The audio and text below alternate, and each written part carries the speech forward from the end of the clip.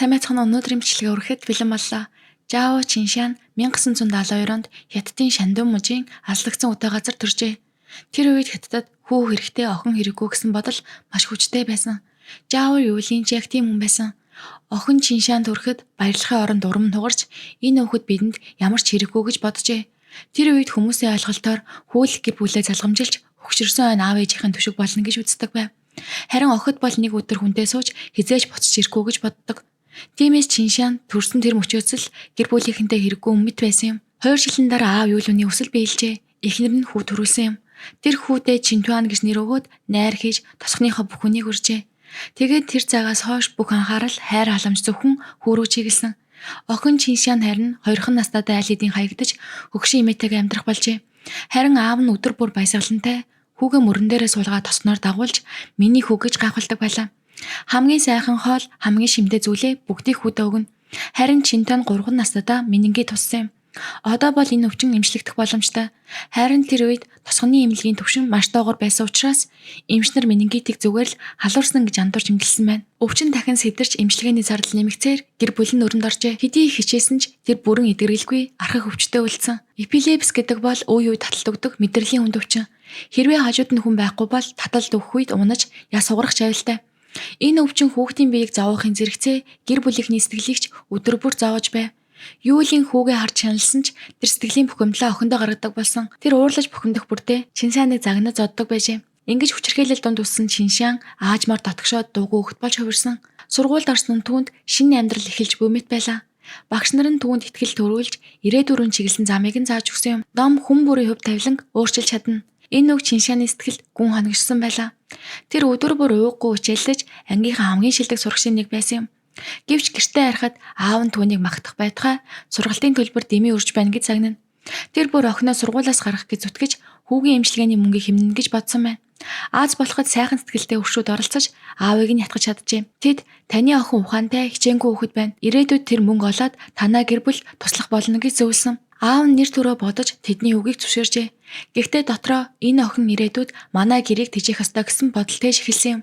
Ингээд тэр охиноо ахлах сургуульд үргэлжлүүлэн сурахыг зөвшөөрсөн. Чиншан үүнийг хувь тавиланг өөрчлөх ганц боломж гэж ойлгосон. Тэр хичээлдээ бүх хүчээ дайчилж орой бүр ажил хийж мөнгөө эмнэж байв. 1987 онд тэр сургуулийнхаа бүх сурагч нар дундаас 1-р байр эзэлж хотын нэр хүндтэй ахлах сургууль хэлсэн оржээ. Дараагийн 3 жил Чиншан бараг амрахчгүй өдөр бүр ажиллаж шөнө хичээллэж өнгөрүүлсэн байна. Эцэст нь 1990 онд тэр хичээл зүтгэлийнхаа үр дүнд Хятадын нэр хүндтэй Нанька их сургуулийн химийн ангид элсэж чаджээ. Тэр үед хөдөөний айлаас их сургуульд орно гэдэг бараг боломжгүй зүйл байсан. 1990 онд Хятадд 2 сар гаруй хүн их сургуулийн шалгалт төгснөөс ердөө 610 мянган тэнцсэн байдаг. Нанькай бол том их сургууль тэнд орно гэдэг маш ховор тохиолдол байлаа. Иймд Чиншан тосгоныхоо хамгийн анхны их сургуулийн оюутан болж тосгон даяараа баярлжээ. Хүмүүс ийм охинтой эцэг азтай хүн шүү гэж магтаж тэр хизээ нэг өдөр амжилтанд хүрч аав ээжигээ амраандаа гэж ярьцгааж байв. Юулийн тэр үгсийг сонсоод дотроо баярлсан. Тиймээ одоо энэ охин биднийг тэжээнэ гэж итгэжээ. Тэгээд тэр охиндоо сургуулаа төгсөөд гэр бүлээ дүүгээ авч явах ёстой шүү гэж цагсан юм. Их сургуулийн оюутан болсноор Чиншаны амьдрал дахин нэг шинэ үе эхэллээ. Тэр анх удаа тосгоноос гарч хотын их сургууль ирэхэд соёлын ялгаа их байсан. Гэхдээ ядуу гаралтай байсан ч бусдын адил амжилтанд хүрнэ гэж зорьсон. Сургуулийн 4 жил тэр бараг завгүй өнгөрүүлжээ. Өдөр нь хичээлээ хийж, оройн хүүхдүүдэд хувийн хичээл заах, хоолны газар зөөгчөөр ажиллах гэх мэт цаг наргүй хөдөлмөрсөн байна. Тэр гэрээсээ төдийлөн мөнгө авдаггүй байсан. Харин ч эсэргээрээ баг зэрэг хэмнсэн орлогоо гэртээ явуулдаг байв. Бусад оюутнууд амралтын өдөр амарч байх үед Чиншан номын санд сууж эсвэл лабораторид туршилт хийж суудаг байлаа. Тэр маш сайн сурагч байсан. Бараг бүх улиралд сургуулийн тэтгэлэг авдаг. Хөдөлмөрч зоригтой энэ охин хичээлийн хажуугаар хайр дурлалтаач учирсан. Тэр хүн бол Вэйбийн түүний ангийн оюутан байлаа. Вэйбийн Танжины уугуул баян айлын хүү байв. Анх Чиншан Вэйбинтэй уулзахдаа жаахан ичимхий өөрийгөө илэрхийлж чаддаггүй байсан ч Вэйбийн түүнийг чин сэтгэлээсээ хайрлаж байн галамжилдаг байжээ. Вэйбийн охины амьдралын талаар сонсоод түүнийг голсонгүй. Харин ч улам хамгаалж хайрладаг болсон. Чиншан өмнө нь хинт ч найдаж үзээгүй ч анх удаа өөрт нь төшөг болох хүнтэй болсноо мэдэрчээ. Бие биедээ улам их хайртай болж хамтдаа ирээдүгээ мөрөөдөж эхэлсэн байна. 1994 онд Чиншан сургуулаа төгсөж байлаа. Нанька их сургуулийг төгссөн шилдэг оюутанд ажил олох асуудал байдгүй. Тиймээс Чиншаны ирээдүй гэрэлтэй амьдрал нь дээшлэх тодорхой байлаа. Гэхдээ хамгийн их хүлээж байсан хүн нь Чиншан биш, харин аав нь байв. Юулийн 4 жил хүлээсэн. Тэр охиноо сургуулаа төгсөөд ажил хийж мөнгө олж гэр бүлээ авч явна гэж итгэж байсан юм. Гэвч охин түүнийг гайхшруулсан 2 шийдвэр гаргасан. Нэгдүгээрт тэр магистрт сурахаар болсон. Хоёрдугаарт вебинтэй гэрлэхээр төлөвлөж байлаа.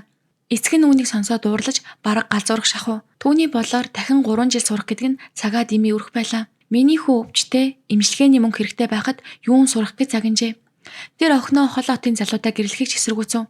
Гэхдээ энэ нь санаа тавьж хэлсэн үг биш, харин охин хол явбал мөнгө нэхэж чадахгүй болно гэсэн шалтгаантай байлаа. Харин Чиншан энэ удаа бууж өгсөнгүй.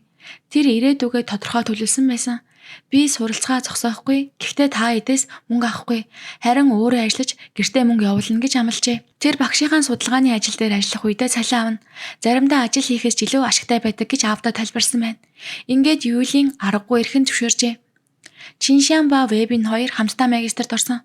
Тэр хугацаанд Чиншан амласныхаа дагуу гэрээхэндээ байнга мөнгө явуулдаг байжээ. Амьдрал нь улам хэцүү болсон ч аав ээж нь хизээж чи зүгээр үү гэж асууж байгаагүй. Тэдний хувьд хүүхэд аав ээжтэй мөнгө явуулах нь зүгээр л энгийн байх ёстой зүйл мэт санагддаг байв. Харин Вебийн эхнэрийнхээ зовлон хараад сэтгэл нь өвддөг байв. Тэр түүнд бүх талаар тусалж хамтдаа бүхнийг даван туулсан. Ингэснээр тэдний хайр улам бат бөх болсон юм. 1997 онд хоёулаа магистрийн зэрэг хамгаалж амжилттай төгсөв. Тэд Америкт доктор сурахаар шийджээ. Чиншан сурлагаараа шилдэг байсан тул тэтгэлэг авч чадсан юм. Гэвч энэ мэдээг сонсоод аав нь урлаж чи биднийг мартаа юу? Бид чамааг өсгсөн. Харин чи аав ээжтэй талархчихгүй байна гэж загинжээ. Гэхдээ Чиншан шийдвэрээсээ хизээж буцсангүй. Харин Вебиний гэр бүл тэднийг дэмжсэн. Америк явхаас өмнө хурмаа хийжээ. Гэхдээ Чиншаны аав ээжээр охиныхоо урмд ирээгүй. Нэг талаас тэд охин нь гадаад руу явахыг эсэргүүцэж байсан. Нөгөө талаас хурмын бэлэг буюу бэлэн мөнгө өгөхийг хүсээгүй тул ирээгүй. Гэтэл аав нь хөргөн талаас өгсөн 50,000 юаныг авч өөртөө үлдээсэн байна. Вебиний гэр бүл түүний энэ үйлдэл гомдсон ч охины төлөө чимээгүй өнгөржээ. Тэд үргэлжлүүлэн хүү охиноо гадаад сурахад нь туслахаар онгоцны билет ачаа зардал гээд 22,000 юаныг гаргасан юм. Америкт ирсний дараахан Чиншан Вебийн хоёрын амьдрал маш хүнд эхэлсэн. Тэд шинэ газар ирээд таних хүнгүй бараг мөнгөгүй байжээ. Гэхдээ хоёул ижил зоригтой байлаа. Энэ бүхнийг давж чадвал ирээдүй маань гэрэлтэй болно гэж итгэсэн байна. Чиншаны ангийн найз дараа нь ярьсан байдаг. Би нэг удаа тэдний төцсөн. Вебийн хичээлээ хараад өдөр бүр хятад ресторанд ажиллаж аяг угааж зөөгч идэг. Харин Чиншан хизээж хичээл тасалж байгаагүй. Тэтгэлгээ алдах вэ гэж айдаг байсан юм. Хоёулаа өглөөд босож орой бүр ядарч унтдаг. Хоолнд будаатай шүл хөлсний байран жижиг өрөө. 1999 онд Чиншан жирэмсэн боллоо. Тэд удаан бодсны эцэст энэ хүүхдэд төрүүлнэ гэж шийдсэн юм. Гэвч мөнгө бага байсан тул төрөөд хэдхэн хоногийн дараа л Чиншан лабораторид буцаж ажиллах хэрэгтэй болсон. Хүүхэд харах хүн олдохгүй байсан тул хөрштэй төр даатгсан ч асрагчийн хөлс хийдэх хүндэр байсан учраас удаанд хэлсэнгүй. Ингээд сэтгэл өвдсөн тэд 50 хоногтой хүүгээ Хятадд Вебиний эцэг рүү явуулжээ. Энэ нь тэдний хувьд маш хэцүү шийдвэр байсан. Харин Вебиний аав ээж хүүг 3 жил хайрлаж халамжилсан бөгөөд хизээж мөнгө нэхээгүй. Харин ч та хоёр санаа зовлтгүй сайн сураарай. Бид хүүгээ сайн арна гэж дэмждэг байлаа. Харин Чиншаны эцэг эхийн хувьд байдал эсэргээрээ байсан. Тэд нэг ч удаа зээ үтэйгээ уулзаж байгаагүй. Охиноосоо зөвхөн нэг л зүйл асууна. Мөнгө хизээ явуулах вэ? Аав Юлийн охиноо Америкт сурж байгааг сонсоод тэнд их мөнгө олдог гэж боджээ. Тэгээд байнга шинэ байшин барих гэж байна. Эмчилгээний зардал хэрэгтэй гэх мэт шалтгаанаар мөнгө нэгдэг байв. Тэр үед Чиншан өөрийн амьдралаа залгуулахад бэрх байсан ч аавдаа үгүй гэж хэлж чаддгүй байлаа. Ингээд хадгалсан бүх мөнгөө нийлүүлээд $1,500 явуулжээ. Аав нь тэр мөнгөөр байшин барьж тосгон даяар миний охин Америкт докторийн зэрэг хамгаалж байгаа. Харин энэ байшингийн мөнгийг тэр л явуулсан гэж гайхуулж явсан. 2002 онд тэд докторийн зэрэгээ хамгаалсан юм. Чиншан нэр хүндтэй Johnson & Johnson компанид ажиллах хурлага авсан. Жилийн цалин нь $60,000. Тухайн үед Хятадд мөрөөдөл мэт орлого. Харин Вебинчээс алдартай програм хангамжийн компанид орж $30,000 цалинтай болжээ. Хоёулаа одоо л бүх юм сайхан болох гэж байна гэж итгэж байлаа. Одоо хүүгээ Америкт авчирч хамтдаа амьдрах цаг иржээ. 3 жил хол байсан хүүгээ тэд үнэхээр их сандаг байв.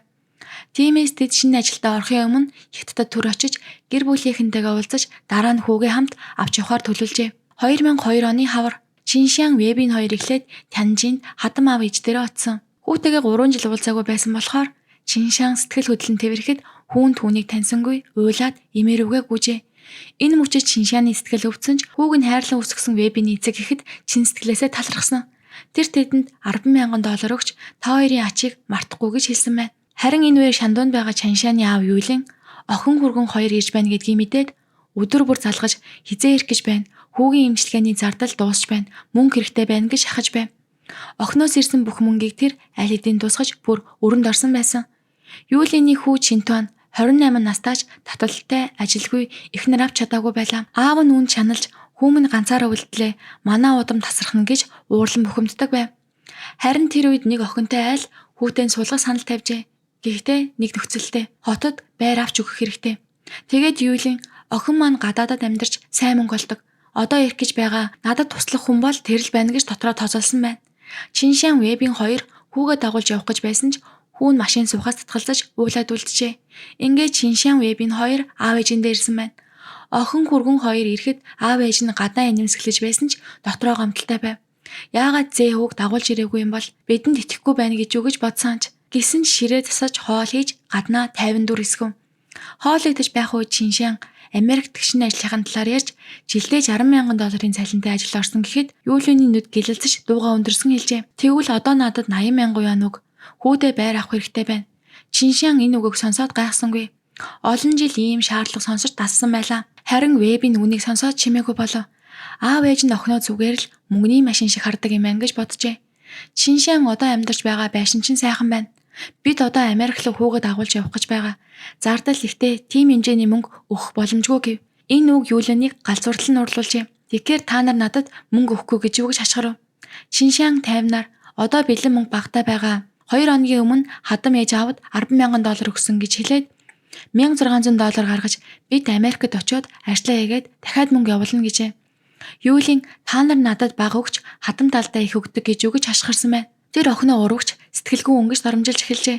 Чиншан олон жил дотроо хадгалсан гомлоо тэр мөчөд дэлбэлэн гаргасан. Тэр уйлангаа би сургууль сурдаг байхдаа танд мөнгө явуулж байсан.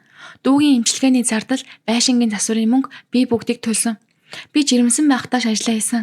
Гэхдээ та нэг удаа надад хүн шиг хандсан уу гэв. Гэвч аав нь түүний үгийг тоосонгүй. Харин ч одоо л надаас нүүр буруулж байгаа юм байна гэж бодон улам урлав. Тэр хэрвээ чи $3,000 өгөхгүй бол энэ гэрээс амьд гарахгүй шүү гэж айлгажээ. Чиншан уйлангаарч цугцсан. Харин Вэбийн тэсгээ болж та аав хүн байж ингэж охиноо доромжилдаг юм уу гэж хэлээд араас нь гарсан байна. Тэр шөнө 2002 оны 3 дугаар сарын 26 гэрт намгүн байлаа. Юлин орон дээрээ тайван хөвтөж чадсангүй. Тэр арх гарган ууж надад ийм охин хэрэггүй гэж дотроо өглөв. Уур нь намдах биш улам л нэмэгдэж ухаан нь балартаж эхэлжээ. Хүүмэн ганцаараа үлдлээ. Энэ охин бол өөдгүй. Би түүнийг сургуульд явуулаагүй бол ийм байхгүй байсан гэж бувтан. Гэвч хэдхэн цагийн дараа тэр бодол нь аимшигт үйлдэл болон хувирсан юм. Шүнд өглөөр охин хүргэн хоёр унтаж байх үед Юлин сүх авч орсон. Дараа нь тосхны хүмүүст гинэт орилготуу сонсжээ.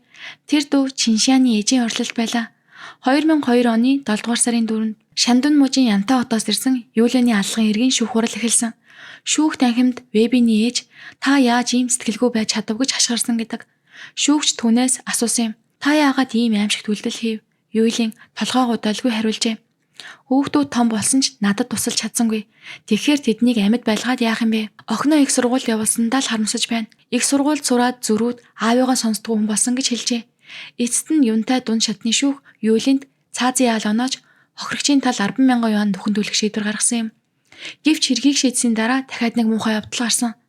Чиншаны авга ах болон дүү хоёр нь шүүхэд охины Америкт олсон $110,000 хөрөнгийг манай гэрийн өмч гэж нэхэмжилжээ. Харин шүүх тэдний шаардлагыг бүхэлдэн цаасан байна.